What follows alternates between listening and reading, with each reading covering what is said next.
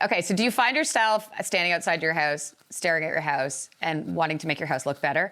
You want to improve your curb appeal. I think a lot of us want to do that, and we've got the time to be staring at things like that. So we're bringing in contractor Mike Holmes to help us all out.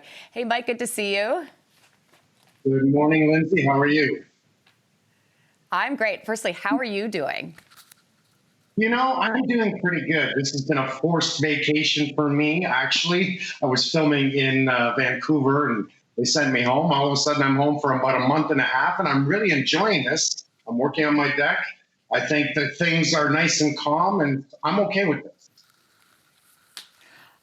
Okay, so we've got lots of questions, lots of viewer questions I'll get to in a moment, but I want to ask you about permits. And we're looking at the exterior of our house, and we all have big ideas, right? We all have really grand ideas. When do you need a permit and when do you not? Rule of thumb, if you're touching any electrical, you're going to need a permit. If you have any concerns that you want to ask a question, you go online and ask the government. If you're going to do a deck and it's attached to the house, you're going to need a permit. If the deck is over 2 feet off the ground, you're going to need a permit.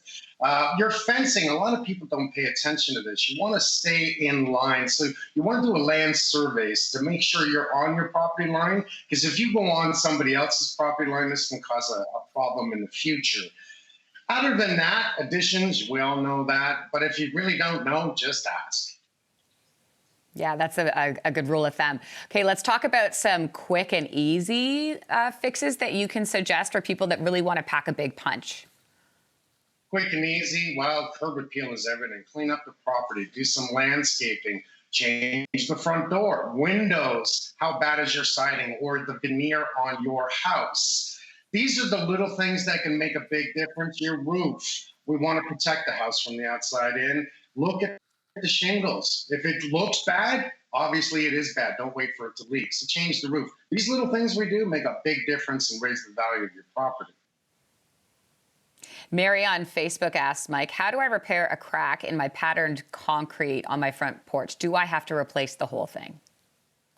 Well, you don't normally have to replace the whole thing. I can see the picture now. This looks like it is folding. In other words, it looks like a piece of it is falling off.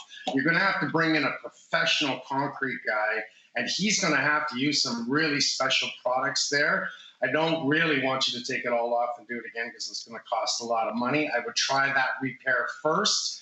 If that doesn't work, you're going to have to take it off and do it again.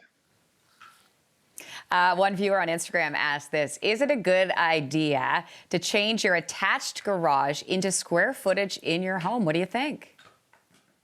Wow, I've seen people do this, and to me, it's not a great idea. Remember, the garage was designed, it's not insulated properly.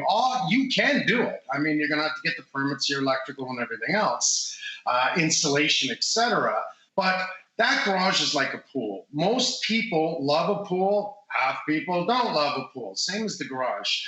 I don't know what's smarter. I personally wouldn't do it because I like the idea of having a garage, but you can do it if you want. Just get the permits you need. That makes sense to me. Or put an addition on your house. That's the other option. All right, Caroline emailed us asking, what is the best paint to use on my asphalt driveway? And is painting your driveway even a thing? Like, is that a good idea?